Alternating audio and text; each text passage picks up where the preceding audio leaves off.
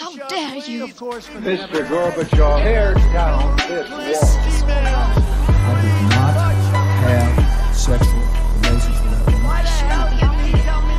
Read my lips. Hell yes, we're gonna take your AR-15. It's waking up. I have a dream. Thank you. Since Hamas attacked Israel on October 7th, the violence has been unabating. The sheer destruction in Gaza is beyond comprehension, and yet despite all the violence, Hamas and Israel are still fighting. It has become almost a cliche now to say that the conflict is complex and complicated, but at the same time, it really is. It is argued that the problem is Hamas terrorism or perhaps Israeli terrorism, but maybe the acts of terrorism on both sides are more like a symptom of a deeper conflict. So to explore this topic further, we are joined by Nadim Khoury, Associate Professor at the Department of Law, Philosophy and International Studies at Inland School of Business and Social Sciences, or for our Norwegian listeners, Høgskolen i Innlandet. So welcome, Nadim. Thank you, Sondre. Thank you, Harald. It's great to have you on. We talked just before we started the podcast, like coming on the radar in Norway as an academic. You're an academic in Norway, but you've made quite a journey, I think, from Palestine to Norway, and now teaching, and now being invited and to talk about this conflict, which is quite close to you. So could you just provide our listeners with just a brief background of the situation here and your place in it? Sure.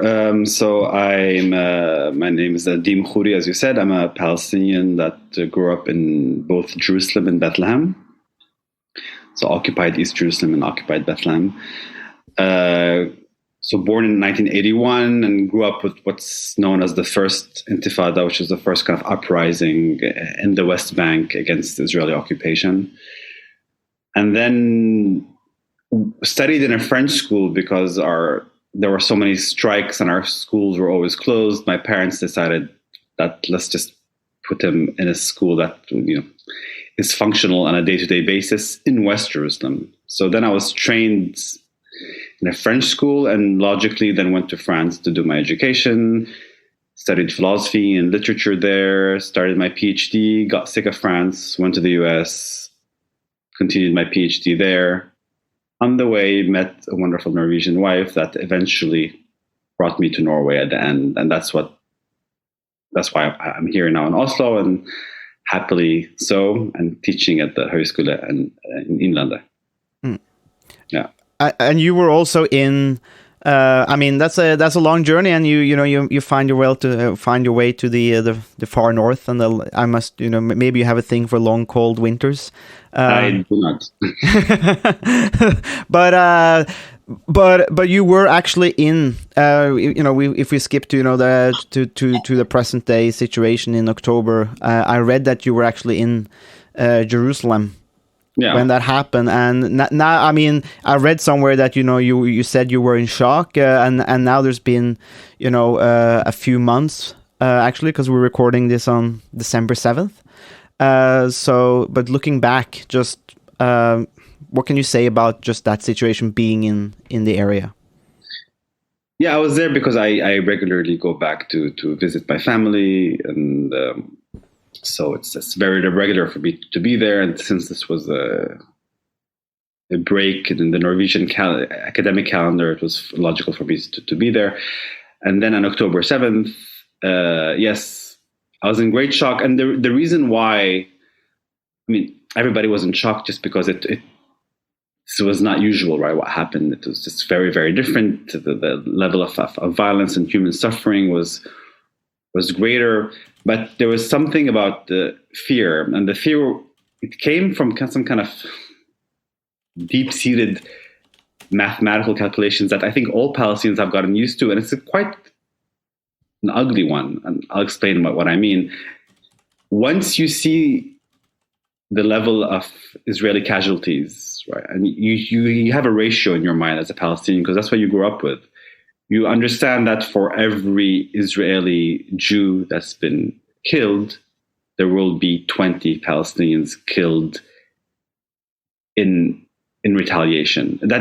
And you grew up with this kind of math. You see it on the news. it becomes part of the way you think about human existence, which is quite tragic, right? Usually we tend to assume that in an ideal world, all human beings are equal. So once you start seeing the numbers rise to the thousands, you foresee what is happening now. You start seeing 20,000, 30,000 Palestinians dead, and you start imagining the level of destruction this is going to entail.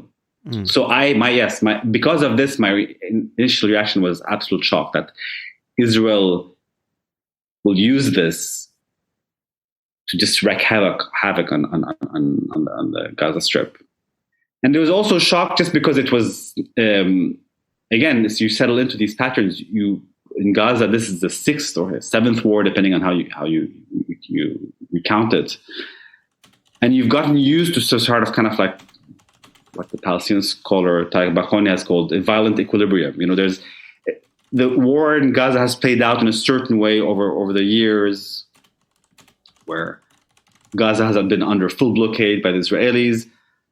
Hamas fights back increasingly with more sophisticated rockets. At the beginning, they were very primitive, and they attack the border, try to kidnap a soldier, and then there's like attack and retaliation, like Israel's destroy usually the southern part, but also they attack the northern part. They attack the northern part, and then they could attack the southern part. And then after a month or two, it settles. It's very bloody, it's very aggressive, but you've gotten used to that rhythm. And this was no longer the case, right? Because now Hamas went in to what's called Israel proper, as it crossed what's known as the Green Line, which it has never done before. And the border in Gaza, as you probably know, is one of the most sophisticated borders ever. I mean, it's incredible what Israel has installed in terms of security, walls, underground, overground, through the waters. I mean, it's impossible to leave or enter Gaza. And suddenly they break free from this open air prison. And that's a shock because as a Palestinian, you're so used to being in the prison. You just take the prison for granted. You can't foresee a future where you break free from the prison. And here we saw Hamas break the borders, and it was like, okay, they broke free from the prison. And it shocks the core of a Palestinian psyche when you see something like the Erez checkpoint, which is a prime symbol of the Israeli occupation, being attacked. So it's a shock also, like, wait, I could not foresee this. And then the level of destruction inflicted on Israeli civilians is something that has never been done before. No Palestinian movement has ever been able to inflict such level of destruction on Palestinian and Israeli civilians ever. It was impossible for me it's something that I couldn't imagine Palestinians being able to do. So there's shock at many levels, right? It's like a shock of something happens which is completely new in terms of the way it happens, the level of destruction, and then the shock of what's going to come next. And now we see what came next. And now I'm still in shock. Could you say a little bit about why do you think Hamas launched this attack in the first place? What do you think, in your view, what do you think Hamas tried to achieve, and what was sort of the calculation or the aim of carrying out this attack on the October 7th? So here I have to confess that I'm also quite puzzled, right? Because everybody, including the Israeli government, felt that Hamas was kind of settling into a more civilian role. It now had de facto control over the Gaza Strip, and this has a longer history. They won elections in 2005, but eventually then there's an internal battle, kind of a small civil war with people from the Fatah party and the PA in Gaza. They managed to get rid of them, and then they rule over Gaza. And that's why Israel imposes a blockade. And this was new for Hamas because in 2005, they were more of a kind of a military resistance, armed resistance group that did not want to settle into any kind of political role. It had its political bureau, but it didn't want to be part of the political reality created by the Oslo peace process. And yes, you would have mayors from kind of parties affiliated to Hamas, but they didn't want to be part of any government because they rejected the premise on which this government was built. But with time, and after the election, they did slowly settle into this role of like being responsible for ministries, paying salaries, taking care of civil life and so forth, while maintaining the military wing as well. But people thought that eventually with time they settled into this more political/civilian role. And then the only military actions were ones of deterrence, right? As in like they would, but they would not go on the offensive. So once they went on the offensive on October 7th, it kind of puzzled everybody. All military analysts, intelligence analysts. So I'm also puzzled by that. It's like, what did they have in mind? Now, I think one explanation is that they didn't expect to go that far, right? That they had planned for an attack. So what they did in terms of like attacking the border in order to kidnap usually soldiers, this is classic Hamas, right? This has been part of its strategy since actually the first Intifada. It established like a military unit called 101 already in the late 80s with the goal of kidnapping soldiers in order to free Palestinian prisoners. This has been so in that sense, nothing was new, like in what they wanted to achieve. So one of the, I think the most convincing explanation is that they prepared for a lot, not expecting to reach much past the border or the border areas, maybe attack some of the kibbutzes that are neighboring Gaza, the Gaza Strip. And then they just went on, right? It's just like, as with more and more military successes, they just pushed and pushed and pushed and pushed. Now, I don't think it was an accident. I think they did, and clearly from the evidence, they knew where they were going. So they had plans and they had prepared for this. And I'm sure they've been preparing for this for a long time. But I don't know if they expected to reach that far. And some things they didn't expect to see on the way, like the famous music festival where a lot of Israeli civilians were killed. This was not planned because they didn't know it was going to happen. Mm. So now we have a better image that, okay, they encounter it. And as they encounter it, they fire and kill and attack. So some things were not planned, I think it went better than planned. They didn't expect this to happen, which begs the question: how was that possible, given that Israel has set up one of the most complex security systems surrounding the Gaza Strip? Do you think Hamas had a kind of clear strategy about what they wanted to achieve? You said something about how they sort of had probably planned the attack for quite some time, and then the attack went further and sort of beyond the perhaps initial expectations. But do you think Hamas had a strategy or sort of a plan of what they wanted to achieve politically with the attack?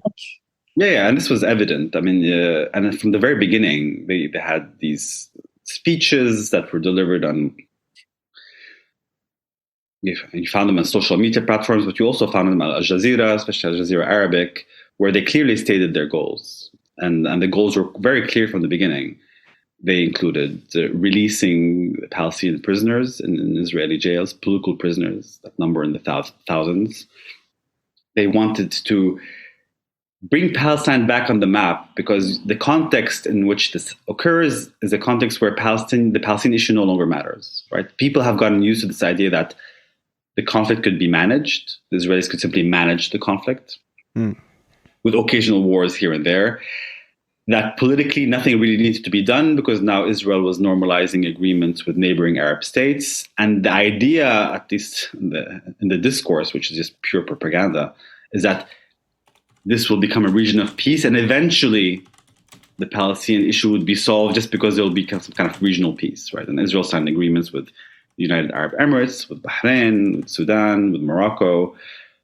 So people were kind of surfing, people here, I mean, Western diplomats in Israel were surfing on a kind of like wave of diplomatic success, thinking that they've managed to nip the Palestinian issue in the bud. That now they got rid of it through peace rather than through war. And the next step was Israel normalizing an agreement with Saudi Arabia. And this is a very big step because now suddenly you have the most important Muslim country in the world normalizing agreements with Israel. and Hamas wanted clearly to put an end to this. They thought that this would be sort of kind of not the last nail in the coffin, but maybe one of the last nails in the coffin.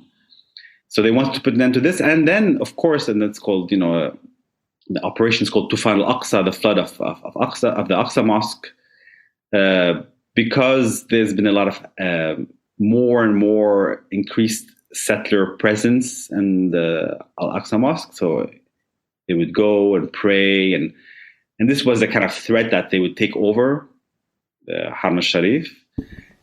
And then there was also the threat, and which is a real threat, of annexation in the West Bank. Like settlements now number 750,000 settlers in the West Bank. And the threat of annexation has been going on for the last 2-3 years. Actually, it started with the Trump administration, even a bit before that. So they had clear goals. They wanted to put an end to this. Now, did they? We'll see with the hostage and / prisoner exchanges. We'll see what that leads to. In the past, they've been quite successful. So some years prior, they had kidnapped, many years prior, an Israeli soldier called Gilad Shalit. And in return, they've managed to release over 1,000 prisoners. Right? One soldier. So they thought maybe we could release more. Did they manage to put an end to the normalization agreement with Saudi Arabia? For now, absolutely yes. There's no way in the world Saudi Arabia now could sign a deal with Israel. We don't know what happens in the long term, right? Because it's not like Saudi Arabia is a friend of Hamas. On the contrary, Saudi Arabia has been persecuting the Muslim Brotherhood and is quite against Hamas. Has it stopped annexation? Unfortunately, the answer I think is maybe no, because now I think Israel now there's de facto annexation, and it's very possible that they'll use this just to actually annex the West Bank. Yeah, so in that sense, they did have military objectives. They had clear political objectives. Absolutely, they're an organized party, right? There's this idea that when you brought up terrorism in the beginning, that there's just blind violence. People are just out there to kill, and no, people. These are now the means. Killing civilians, that qualifies as terrorism, and it's made to instill fear. But they're a political movement that has clear goals, and some of these goals align with the overall Palestinian political movement. Right? There's a reason. This is not ISIS, like this kind of crazy caliphate which is supranational. No, the goals are very national, and Hamas knows this. Of course, there's a complicated relationship between Hamas as originally part of the Muslim Brotherhood and Palestinian nationalism. And the Islamist movements were very against nationalism for ideological reasons, but the goals stated here align very much with overall Palestinian goals, for sure. Yeah.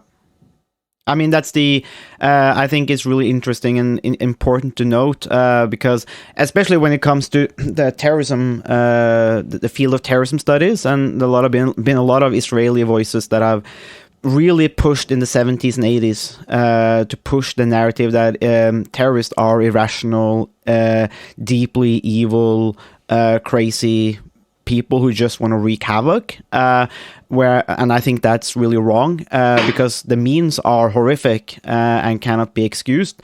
But in my definition of terrorism, it's all about, especially the political aims, and they can be quite rational. And I think that's what you see here with Hamas, which uses terrorism, but the goals are quite political and quite rational, although the means cannot be excused or justified or be legitimate. But you can sort of see, and that's why I also said that for me, the conflict is not about terrorism. The conflict is about a much deeper political conflict here, which is also something that our friend of the podcast, Jørgen Jenshaugen, has tried to mention several times, that this goes much deeper. But I want to aside from the attacks, I want to latch onto something you said about handling the conflict, because I think there's so much in this, because as if Palestinians are just there to be handled in a way that Putin and the West maybe just thinks that the Ukrainians are there to be handled in that conflict. Especially you see that from Putin's side, that Ukrainians don't really have a say. They can just be handled, and they're just like this bulwark against the West. So when we talk about handling the conflict, and you mentioned, the peace treaties and stuff like that, I want to know more. What does that actually entail for Palestinians in your experience? Do you have anything you can share? Just like what is it like to being handled in that sense? Yeah, I mean, there is now, just to go to the larger question, there is a shift from managing the conflict, handling the conflict, to an existential war, right? And this is something we're experiencing now, and this is something we should really pay attention to, because it's a qualitative and a quantitative shift, right? An existential war is very different from managing the conflict. Yeah. And now Israel speaks of this war as an existential war. I mean, they're talking about it as a second war of independence. Now, whether this is truly the case, that this has threatened Israel in its existence, I think objectively, no, but subjectively, yes, right? People fear, and when they refer to it they put it in line with the Holocaust, all this taps into deep-seated fears about Israel's existence and so forth. So they see it, and it's portrayed, and part of it is, I'm sure, also just PR and propaganda, but I do think subjectively there's a feeling that this is an existential war, right? Never, ever have a Palestinian movement been able to penetrate so deeply militarily into Israel, and as I said, wreak so much destruction. And shifting to an existential war is leading to what we see here. It's kind of incremental genocide of Palestinians in Gaza, and we could debate the issue of genocide, which I also know is complex because there's a legal definition. So yeah, that shift is very, very frightening, right? Now, and that's also for us different, because I grew up we've been existing for the last kind of 20-something years in a situation where we've been managed. I mean, it's actually much longer than that. But the idea, because Israel won all the wars prior, right? They are the de facto winners in 48 and 67. And when you win, you don't face any real military resistance. You're managing people, right? And you manage it through different ways. So we've always been, and that was the idea, that these people could simply be managed. Israel thought they could. And this happens through many ways. I mean, the peace process could be understood in this logic, right? The peace process is managing a population by saying, okay, we agree to this. It's not a state. We agree to Palestinian autonomy, where some elements of the PLO come back to Palestine. They manage the internal affairs of Palestinians. This way, the Israelis don't have to manage it. Because when I grew up, the Israelis were managing our daily affairs, right? Sewage to security. And, I grew up, there was no Palestinian police. The Israelis had to technically be the police. If I had a problem with my neighbor, I had to go resort to the Israeli court system, which is here in the case the military court system. So the logic of managing Palestinians is much older, and then managing the conflict more specifically is something that I think characterizes the end of the Oslo peace process. So by the 2000s, when when the peace process kind of starts collapsing, the formula for Israel becomes clearly, we can just manage this, right? We don't have to actually engage. We don't have to find an agreement, or we can, but that's kind of a sideshow. But we essentially will manage. We'll continue settling the West Bank. We retreat from Gaza. That's also a way of managing the conflict, because Gaza was becoming unmanageable for the Israelis. And that's it, right? And now, how does it feel to be managed?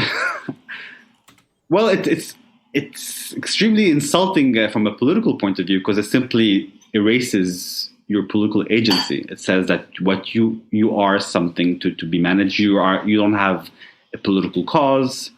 You don't have a political.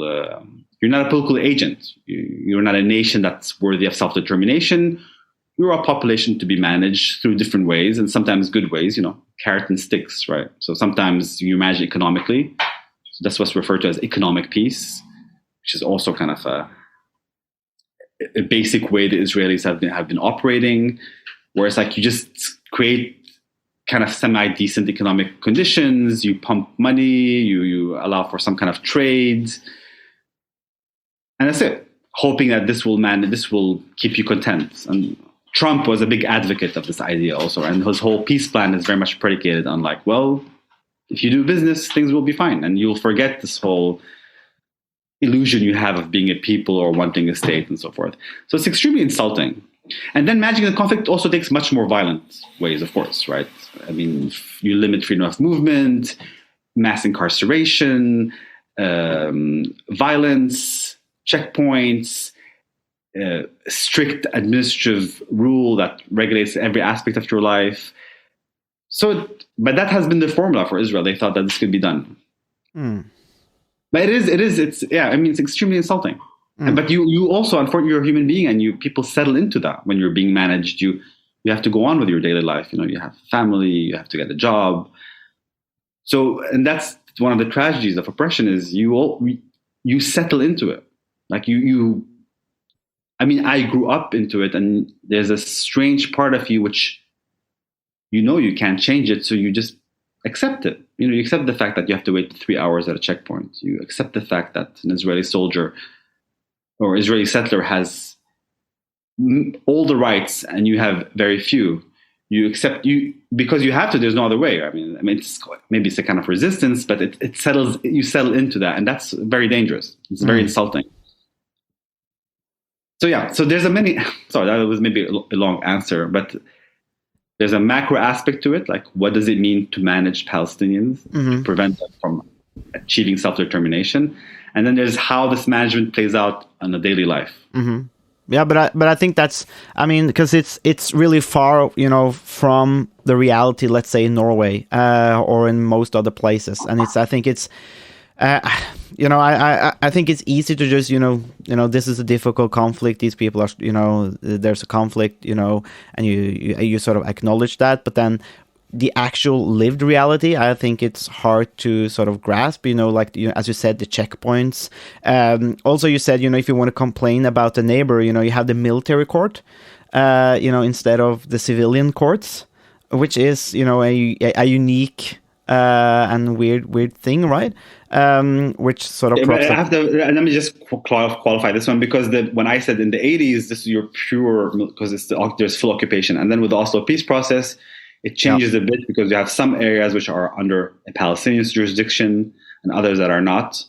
But you're still under occupation. It's just a weird occupation where you have some pockets of Palestinian autonomy. And then here the legal rules change and vary depending on where you are. And that makes it even more Kafkaesque. Yeah. Some areas are kind of like no man's land. Some areas are under Israeli rule. Some areas are under Palestinian rule. And then it becomes super complex. So sometimes your annoying neighbor could be sent to court in the Palestinian area in some pockets of autonomy. In other cases, you'll have to eventually deal with the Israeli system. But what I wanted to get at there is just also the what this does in daily life and for people. And this is also in a way how you came on onto my radar on Twitter, where your wife tweeted this story from your experience with her, and I wonder if you could share that story about being, I guess it was at a restaurant. And the reason I would like you to tell it is just that when you explain these parallel systems, I also get the feeling that you create parallel realities in a way, and outlook on life. And then the question is, how do you actually going to bridge this or try and bring people together when you have that? So, and I think that story, from what I could tell, sort of encapsulates the issues here. Okay, so let me tell this story as I remember it. And it's a story that I have forgotten, but clearly my wife has remembered vividly, because it has shocked her more than me, maybe. So I'm a Jerusalemite, which gives me the right to move around the country. I have an Israeli ID. I don't have Israeli citizenship. So I'm a resident, just like I'm in Norway. And my right to residency allows me to move around the territory much more than, say, someone from the West Bank. And then, of course, Gaza, absolutely not, since they can't move outside the strip. And we went to the beach, which is next to Tel Aviv. Something you want to go to the beach, and that's the only way. So we go there, and we're having a coffee, and we're speaking in English. And this waitress, who was Ukrainian Israeli. So now, in light of what's happening with Ukraine, it even adds another layer. But at the time, Ukraine was not under a Russian attack. And she said, "Where are you from?" And my wife answers, "I'm from Norway." "Oh, wonderful. And what about you?" And since I don't have an accent, or I don't know what my English is, she couldn't guess. And I just said, "Oh, I'm from here. I'm Palestinian." And just saying that, it shook her to the core. She just said, "What?" Just because for her hearing, "I'm from here and I'm Palestinian," for her, "I'm from here" means I'm only Israeli. Like, I can't say I'm Palestinian. But then in her mind, she probably said, "Oh, Palestinian, like from the West Bank, maybe from Gaza," and that for her is just an entity she only sees on TV and radio, and that she fears, because that's. But I didn't look like a threatening person. I was there on a beach, drinking a coffee. So she was intrigued that a Palestinian is a normal human being, who's not other. In the way she imagined it. So she asked if she could take a picture to show her husband of what a Palestinian looks like in reality. And then she added, "I realize this is racist, but is it okay?" I mean, when she said, "I realize this is racist," I'm like, well, at least, it's good that you admit it. So we could, and I was like, yeah, show your husband, the Palestinian you met. But I said, and then I told him, like, "Do you realize all the Arabs that are around here are Palestinians?" She's like, no, they're Israeli Arabs. Because obviously, next to Tel Aviv, there's a city called Jaffa, and they're Arabs, they're Palestinian Arabs. I mean, but they just had a different historical experience, and they have Israeli citizenship. And that could not compute. Like, she could not understand that her Arab neighbors, which she sees on a regular basis, because they're there. I mean, they're 20% of the population in Israel behind the Green Line. For her, these were not Palestinians, they were simply Arabs, and the Palestinians were the people back there, very far away, who want to kill Israelis. But now one of them appeared to be very peaceful, sitting there and drinking coffee by the seaside, and that just messed with her narrative. And my wife found that story extremely amusing or puzzling, because she just didn't understand how that could be. Right? It's like, what? I mean, imagine I did this in Norway, or I see Norwegian, I'm like, "Oh, can I take a picture of you? I've never seen a Norwegian." But the interesting part is that it didn't surprise me, and it didn't surprise her. It only surprised my wife, who's Norwegian. So it's almost like, if you come to it from an objective perspective, it's a really messed up reality. But we have both, me and the Israeli-Ukrainian waitress, have settled into reality where I know how it is. I know that, you are part of the dominant group, I'm part of the dominated group. And in this case, it didn't lead to some kind of violent encounter. It led just to a very abstract, weird, strange encounter. So yes, there's absolutely a parallel system for Israeli Jews and Palestinian Arabs all over the territory, from the river to the sea. Right? This is across, and then it plays out at different levels. And this is something which I have to specify, because we think democratic states are like the states of all their citizens. Yes, of course, there's social inequalities, economic inequalities, but a citizen is a citizen, right? People have. Israel is not a state of its citizens. Israel is a state of its Jewish citizens, and explicitly so. Right? This was not maybe explicit in the. I mean, it was explicit in the project of Zionism, absolutely, because it's self-determination for the Jewish people. And then it becomes explicit in law, and in 2018, when Israel passes a nation-state law, which says that Israel is uniquely the only Jews have a right to self-determination, and that settlements is a way of expressing self-determination and so forth. So you have a system where it's a state for a certain people, and then the rest have to be, like you said, managed, and they were managed differently through historical times. So maybe if there's a hierarchy, on top of the hierarchy you have Palestinians in Israel who have Israeli citizenship, and that gives them a certain set of rights that people in Jerusalem, like myself, do not have. I'm a resident, and that's specific to the people in Jerusalem. So I can't vote in national elections. Maybe I can vote in municipal ones, although we boycott them. And then my rights are more limited, but I have more freedom of movement than someone in the West Bank, who to cross into Israeli areas needs a permit. And usually these permits are extremely hard to get, so they're contained to their areas in the West Bank. And under the people in the West Bank, you have the people in Gaza, who live under blockade and a big prison system.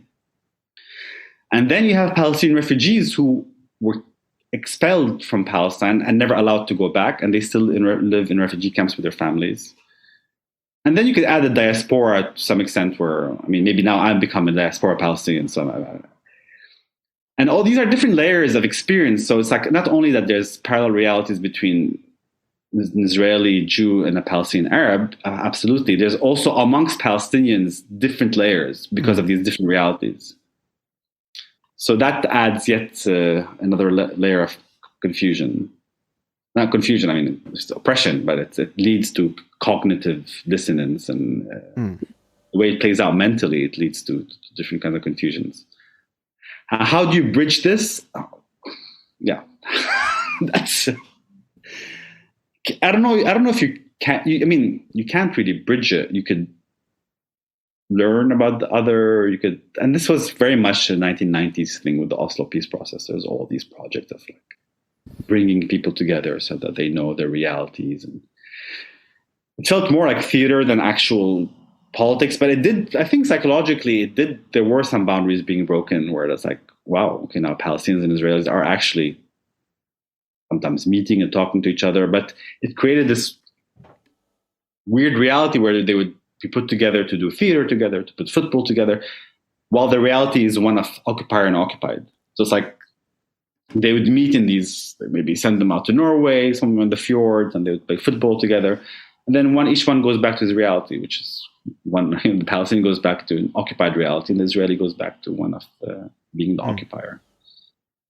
And that also created its own set of cognitive dissonance. It's like simply talking and bridging the difference, as you said, that's not enough. It's not a psychological exercise where I just talk and meet. You need to change the objective realities in which we exist. And these are ones of oppression. So what you need to do is you need to address both the objective and the subjective aspects. And that's extremely difficult. It's not impossible. It sounds impossible. And for me, it seems impossible now. But we've seen cases in history where people they won't become necessarily best friends or anything, but there are ways of overcoming some of these things. I have a question going back to some of what you said at the beginning, some kind of that it existed, that at some point you had a kind of equilibrium of violence between Hamas and Israel. And one narrative that I've heard a couple of times recently after the October 7th attack is that Hamas and Israel, they were sort of locked into some kind of equilibrium where Hamas was sort of the best enemy is the right-wing government in Israel could have, because they could point at Hamas and say that, look at these horrible people. And at the same time, the government in Israel was sort of the opposite, sort of worked in the same way for Hamas, because Hamas could say that, look at Israel and look at the government and all the things they're doing to us. And so some people say that both Hamas and the current government in Israel, they were sort of locked into some kind of equilibrium where both sides could use their opponent politically. In Israel, they could point at Hamas and say that, well, you need to vote for a right-wing government because we care about security, and we're the only political force able to protect Israelis against the evil Palestinians. And likewise with Hamas, they could say that, look at the Israelis, they are only oppressing us, occupying us. They are they don't want to give us independence and so on. So I've seen this narrative being brought forward from a number of people, sort of arguing that Hamas and and the current Israeli government, they are in some kind of, they sort of, it's not that they have some kind of modus vivendi necessarily, but they are kind of or locked into some kind of narrative where they, where the other side is kind of useful to them. Is there any truth to that narrative, or is that just something that kind of makes sense when you see the conflict from quite afar? Yeah, I mean, to answer the question, you need to have some kind of basic understanding of the Israeli left or liberal left and the Israeli right and the peace process and Hamas's relationship to. I think one part of the answer to your question is, I think, a clear yes, in the sense that Hamas is, for the Israeli right especially, is a very convenient excuse to say, well, look, there's no way we could have any agreement with them. Right? This has been, and they said this explicitly, right? Is that the idea that actually, like the PA or the Palestinian Authority, and it gives Israel a diplomatic headache. It's just like, we need to make progress on this whole peace process. We don't want to make progress. What we want is further colonization, further annexation. And they're giving us headaches at the UN, potentially the International Criminal Court. Hamas is easier to deal with because it's just a military issue. And since we have military, dominance, it's the same. We can deal with it at this level. And yeah, we get some headaches afterwards because we violate international humanitarian law, but we move on because our security is our trump card. Everybody thinks our security is what matters the most, so we get away with it. So in that sense, yes, Hamas was to some degree convenient for Israel's project of further colonization, and then also it manages to fragment Palestinians because now there's no longer Palestinians. There's Fatah and Hamas, as if the Palestinian issue just collapses into two political parties, which is very tragic for the Palestinian cause and tragic for me as a Palestinian, because then imagine I reduce Norway to two political parties. That's not what Norway is, right?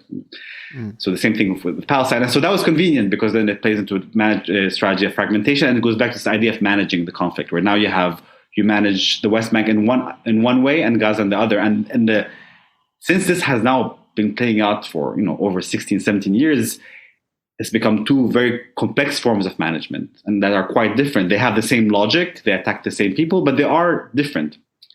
So in that sense, yes, it fits within Israel's, I think, project. And now the right, maybe more than the left.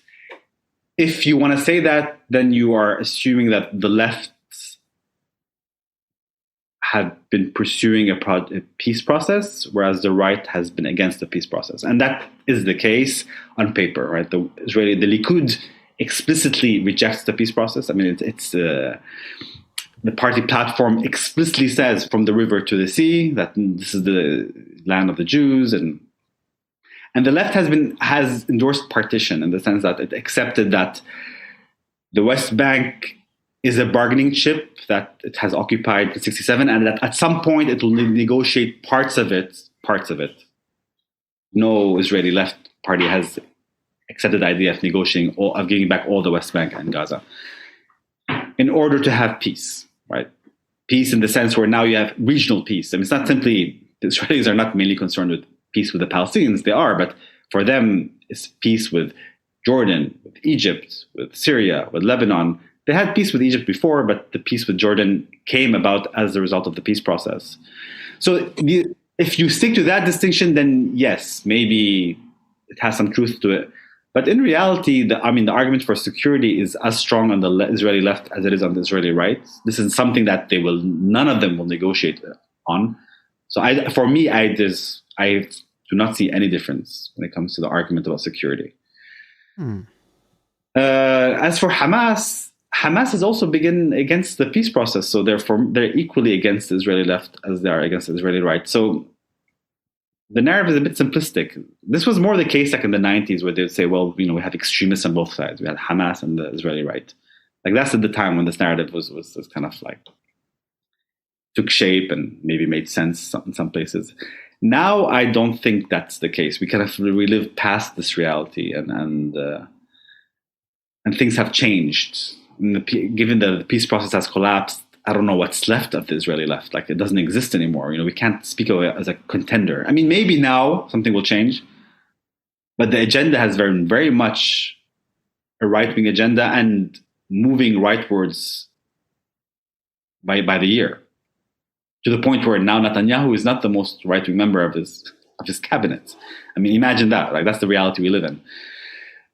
So it's more complicated than this. But it does, like, that Hamas has been convenient in a way for Israel. It's not convenient because it does. Hamas also attacks its citizens. It launches rockets. But it has been convenient for it to manage the issue and simply say there's no Palestinian, there's security, there's no peace process. We don't need to.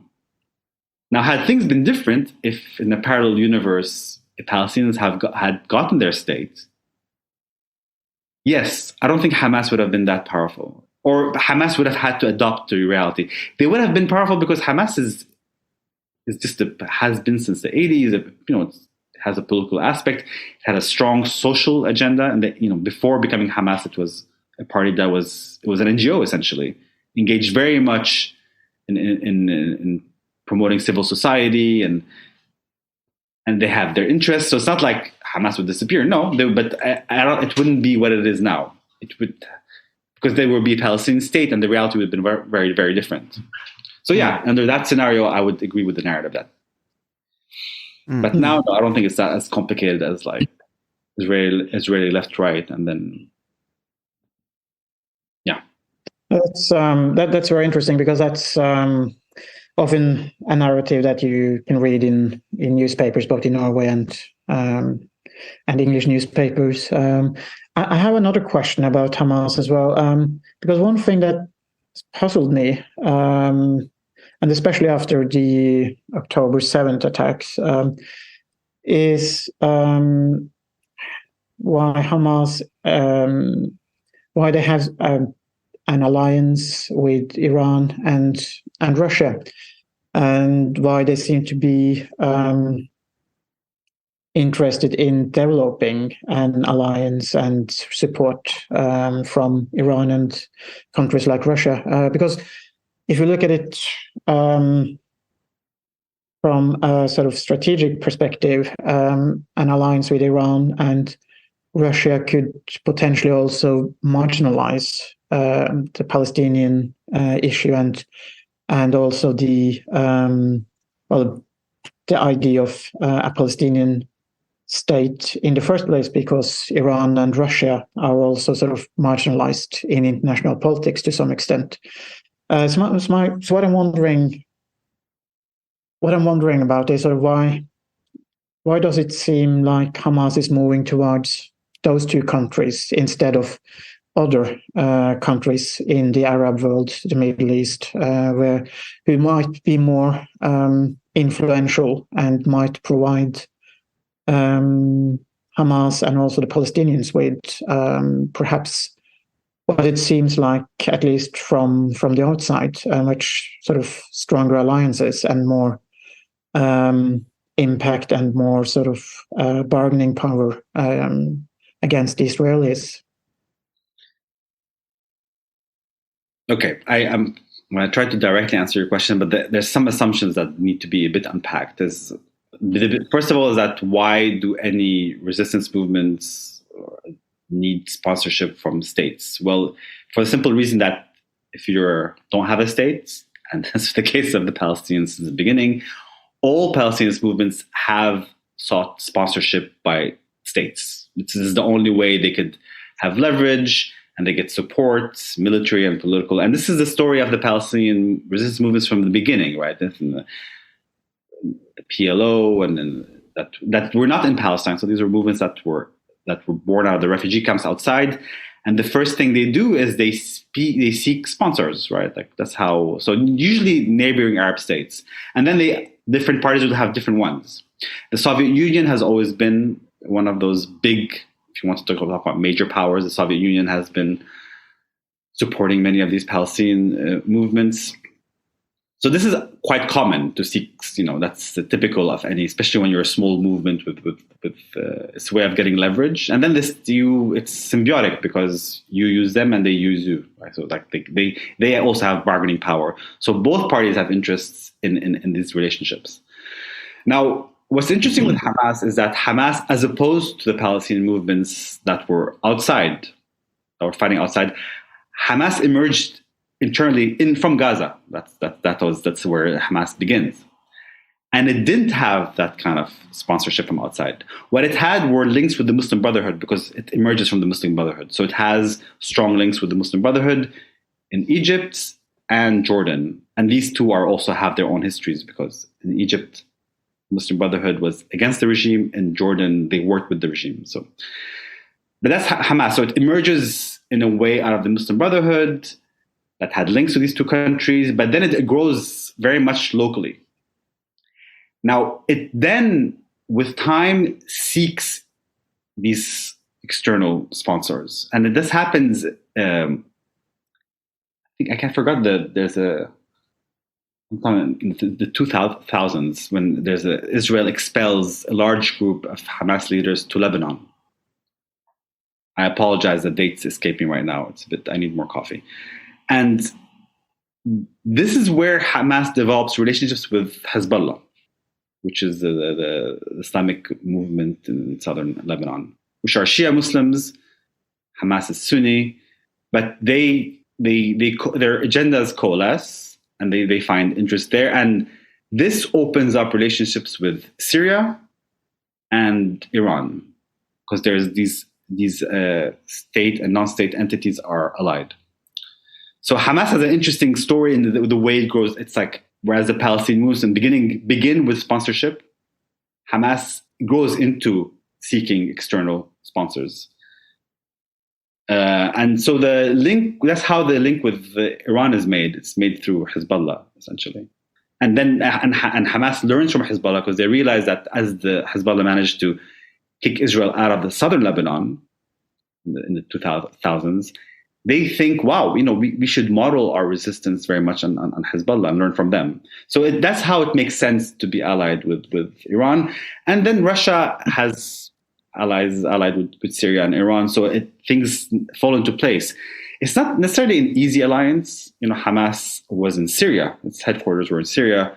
After the horrific Syrian civil war, they moved to Qatar because of tensions with the Syrian regime. So none of these things are like fully, these states and non-state actors their agendas are not fully aligned. Sometimes they overlap, sometimes they don't. And now it's overlapping with Iran, Russia, and for different geostrategic reasons. Is it straight now? And then you ask the question, because as we said, this relation is kind of symbiotic. Everybody benefits from it in different ways. It's interest-based, and it's not only ideology-based. And at some point, it could collapse. And you're asking the question, well, can they get more by aligning themselves with other states? And the answer actually is no, because the other states are actively persecuting the Muslim Brotherhood or other movements like Hamas in their own countries. So this is the case of Egypt, right? Egypt has a long history of fighting the Muslim Brotherhood on its territory. So it has no interests in working with Hamas. And Egypt has a peace treaty with Israel.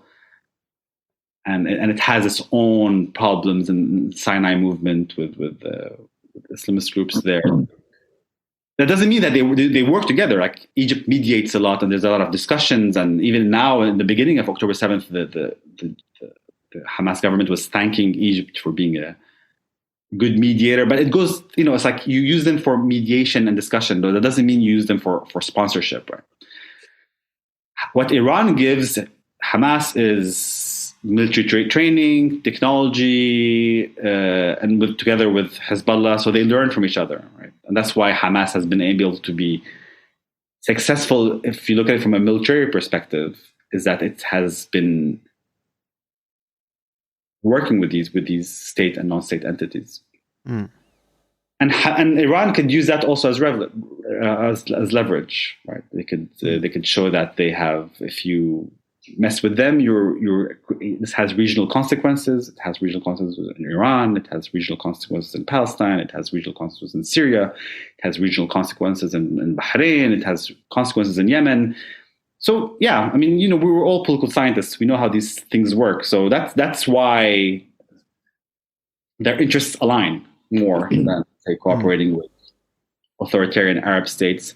I mean, Saudi Arabia, for example, has been or United Arab Emirates, they had a very clear anti-Muslim Brotherhood agenda. I mean, they fight these movements that emerge from the Muslim Brotherhood like they fight any enemy. And if you listen to the official discourse coming out of of the United Arab Emirates, sometimes it sounds like they're Israeli officials, the way they talk about Hamas.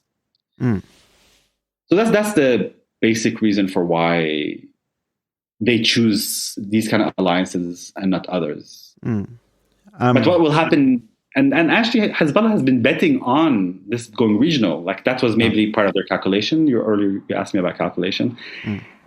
They talk about the unity of fronts. That's a concept in Hamas discourse. And then that what they do now will create unity in other areas, and it will unite the Palestinians in Israel, in the West Bank, Hezbollah, the northern border.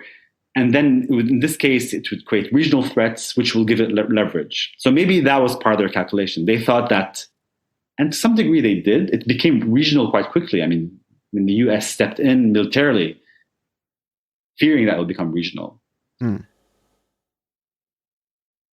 So yeah, so that would be my answer to your question, is that from a geopolitics point of view, these alliances kind of make sense. That doesn't mean they're everlasting, right? I mean, like any kind of alliance, someone could be dropped, someone who changed perspective. Just as they changed from Syria to Qatar, you don't know. Now maybe Qatar and Turkey will play a much bigger role than Iran in the future, depending on what happens to the future.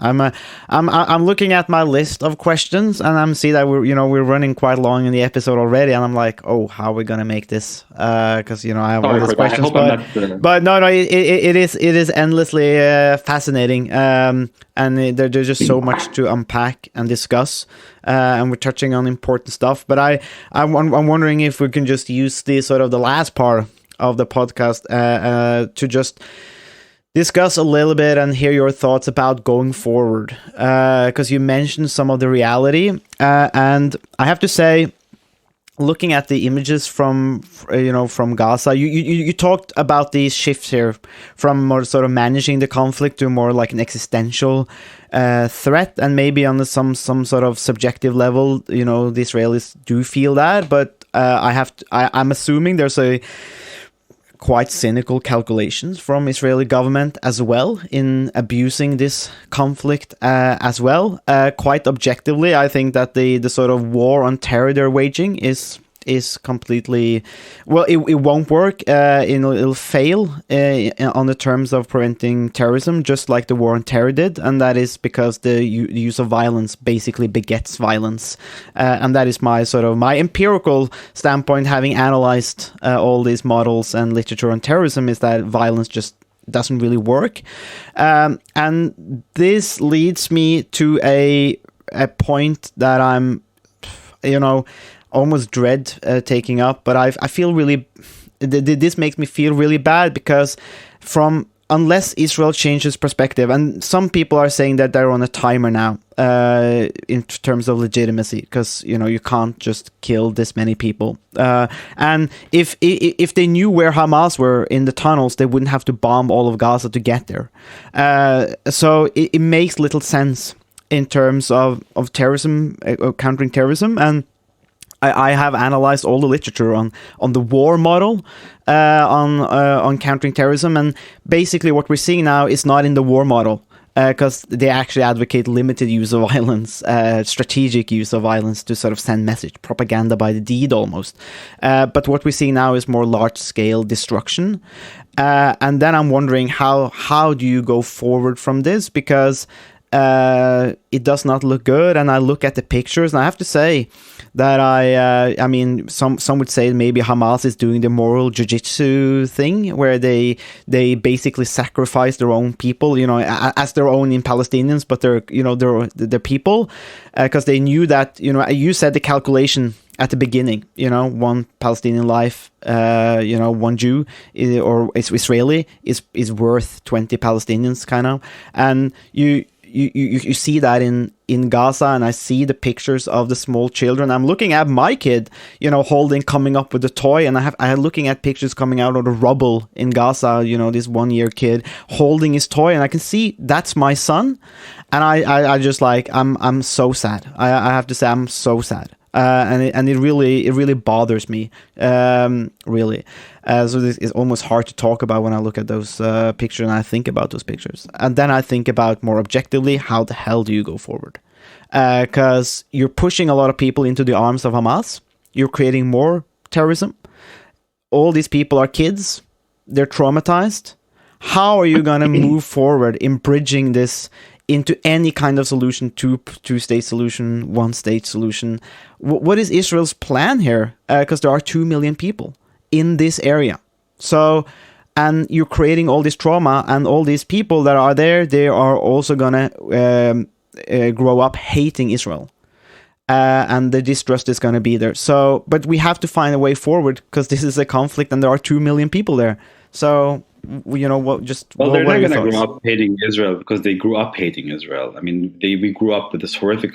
This is, again, it has been going on for so long, and people have grew up with this. And as you said, people, and when every avenue is closed, because what happened with the Oslo peace process is that it actually opened up a diplomatic venue.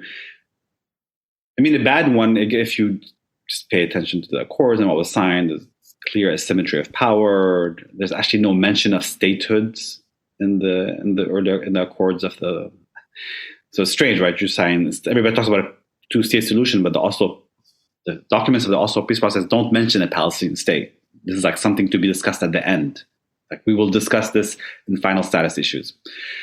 So, you know, like, whereas a good peace process would have said like that, the goal is 2 states, right? And that would have given hope. But regardless, it opened up a diplomatic venue, and that closed down. It shut down. And actually what it showed us is that things got worse with the Oslo peace process. On the ground, it only got worse. I mean, settlements doubled in the first decade of the Oslo peace process. Doubled. More checkpoints. So the prospect of a state lessens with the peace process rather than increased. We were the fantasy of statehood, yes, that was there. That was promoted by Western diplomats, tons of aid, discourse, but under reality, absolutely not. People saw less and less of that. And so people, the generation before, already grew up with this frustration of like no statehood and the need to resort back to armed resistance. And this has shifted with time, of course. So it's not that the people who grew up, and now people who grew up, yes, with absolute, I mean, it's going to be much worse. But this has been ongoing for a while. And it just justifies what people have thought. Moving forward, I don't know. I mean, I could think in the short term what could happen. And it's very hard to think about it on sort of like as a political scientist or some kind of analyst, given that as a Palestinian, I'm just wrecked inside, you know, seeing what's happening. So imagine how you feel. Imagine how I feel when I see this. Because it's not that I could see myself there as like I could potentially be there, or like what happens next in the West Bank, we don't know. But the West Bank is also now extremely, extremely dangerous, and we should talk about that. I mean, we have essentially 2 armies in the West Bank. We have an army of Israeli soldiers, and we have an army of settlers, and their method of warfare is taking land and building over. You know, that's going to be terrible for the future. Now it doesn't reach the level of violence in Gaza, but that's also something that's extremely, extremely, extremely dangerous. What happens next at the small scale is eventually in Gaza this will end with a death toll that's going to be horrific. Israel seems to be getting a pass on all of its wars. Will it get a pass on this one? So far, it has. At some point, people will say maybe it's enough, but it's managed to do all this and You don't see much condemnation. You don't see sanctions. You don't see people say just be careful. Try to kill a bit less civilians. That's it. That's as far as it went. And please let them get some aid. So the next scenario is rebuilding Gaza. Like what would that look like? Because eventually this will come, and who's going to rebuild it with what money? And this will also determine the future of Gaza, right?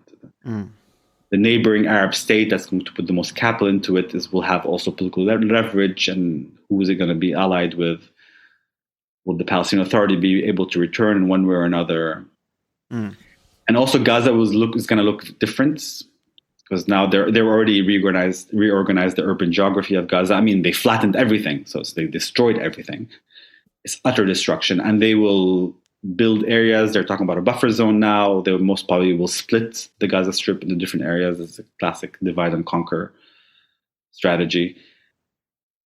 And the humanitarian catastrophe that we're seeing now will not go away so quickly. I mean, yesterday I was looking at some numbers, and they said that, almost between 500,000 Palestinians have nowhere to go at the end of the war. There's no houses, nothing to return to. And that's going to rebuild all this will take something like 10 years. So they're going to live in big refugee camps and tents and caravans. And so that's I can't think further than that, because there's a pure deadlock politically. We can talk about two-state solutions. We know all this, right? This has all been done. We have tons of diplomatic plans, but now what's going to happen? I mean, annexation in the West Bank is more real than ever than before. I mean, it could potentially easily happen. It's been in the making for some time. De facto annexation is happening, but the jure annexation, where Israel officially annexes the West Bank or parts of it, is most likely going to happen.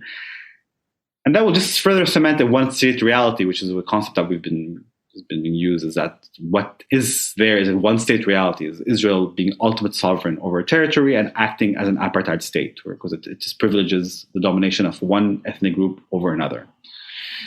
And how do you dismantle that? I don't know. Without political power, you can't. At the end of the day, that's how there's no diplomatic power won't do it. Armed resistance cannot do it, right? I mean, Palestinians know that. Yeah. So something has to happen at a bigger level. You need kind of like seismic shifts at the geopolitical level for things to align in a certain way to push Israel to stop what it's doing. But I don't see that happening. And Israel is hell-bent on its mission, which is Jewish dominance from the river to the sea. And this is very obvious now. I'm surprised it's not obvious for others. And no one can put an end to this to say, no, this is not how it works. These people also have rights. Yeah, that takes a lot of political capital that unfortunately is not being mobilized on the Palestinian side, because they are the weaker side.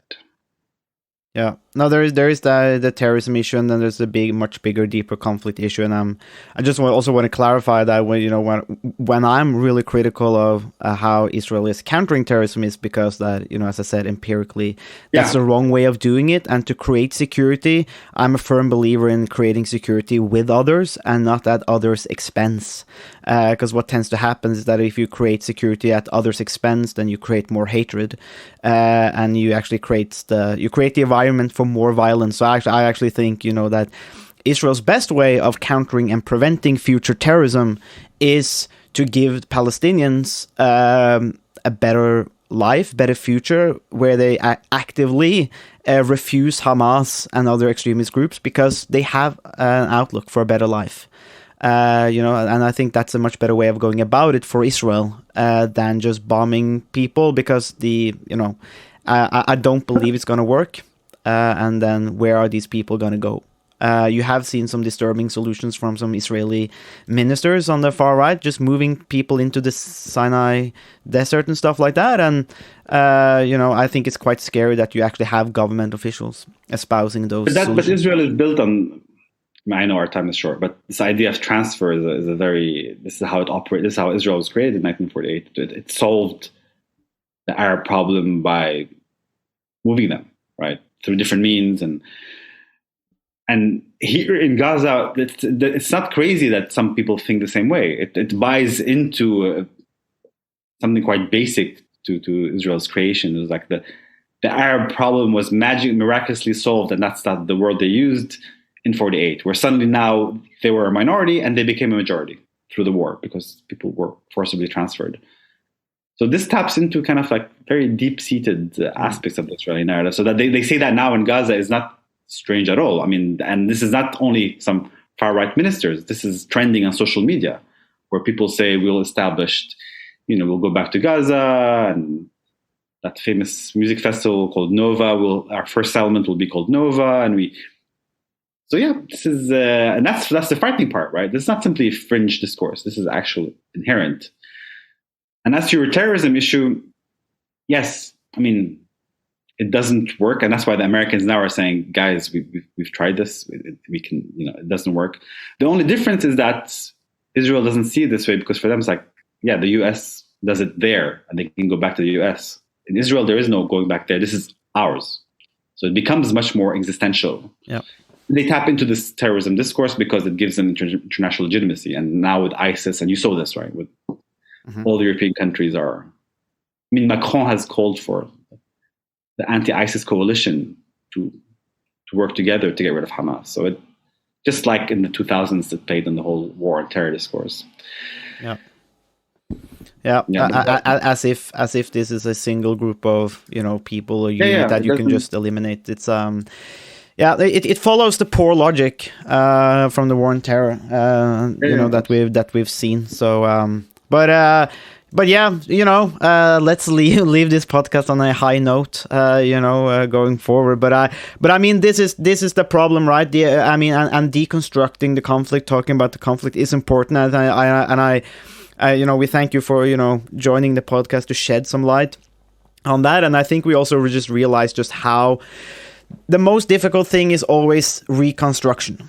Right, how do you the reconstructive efforts, like it's deconstruction. I usually I'm coming from a sort of critical tradition of international theory. I tend to say, after having been there, that the deconstruction is cheap. Reconstruction is where the money's at, right? And where famously almost no critical scholars have an answer either. That this is the problem that has plagued the trend or this school of thought since Marx. How do you actually come up with a different solution or solution that work? But that aside, it's just really difficult. I understand more, and I hope our listeners understand more about the conflict, but then we'll see, how do you...